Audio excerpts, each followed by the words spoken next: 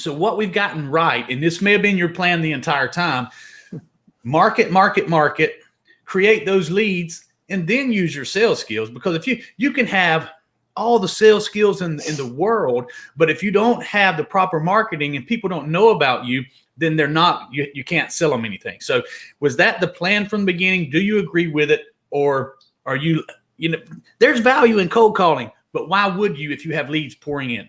I think it's so two things. One, if you're brand new, the most effective way is let it come to you, right? I mean, it's market and let it come to you. The problem is if you're new, Paul, the new guys, they can't afford to market. I mean, it costs money, right? So like marketing and advertising costs money.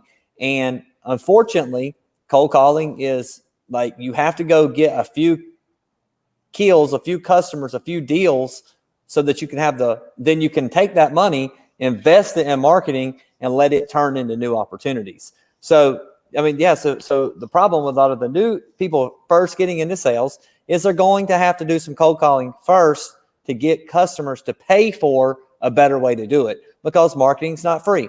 Now, there are a lot of free things you can do in marketing, like with social media, but it's really cold calling. So if you get on Facebook, like, I'm going to start my business, I'm going to sell for Billy Merritt, and I'm going to sell events. The first thing you're going to do is you're going to look up dealers all around the Carson Henry said cold calls are free, marketing's not. That's what I was saying, that you have to make those calls. But if you go and you get 5,000 Facebook friends and you're strategic about it, you go on LinkedIn, you look for car dealers or general managers, you print that list out, you find those people on Facebook, you message them, you friend them, you get them all. In reality, that is still cold calling. You're just not picking up the phone. You're still making contact with that person and becoming their friend and then hoping they follow you so that you can do free marketing with your posts and your influence each day online. But there's still, like I said, that cold call is still free. Is it effective? Well, I would say most people that are just starting out cold calling also don't know how to effectively make that call. And so it's probably not super effective for them, but it can be, if they'll follow some of the rules. I mean, you can take the rules of text message selling and apply those to cold calling and have the same success. So if you start out with the big offer, then you'll be okay. I used to know as a general manager that one of the worst things to deal with in a dealership every day, Billy, was the Better Business Bureau. Okay. That was one of the worst things to deal with. Nobody wanted to deal with that, with a Better Business Bureau issue.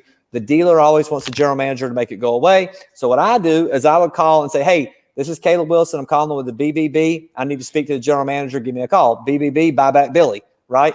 And so I would get a lot of calls back and I would say, they say, hey, hey, we're giving you a call about this BBB complaint. I said, there's no complaint. I want to talk to you about business. And, they listened to me and then they would say, wait a minute, what, is this a sales call? And I'm like, well, it's the Buyback Billy events, not the Better Business Bureau. And I would talk to them and I would get sales that way.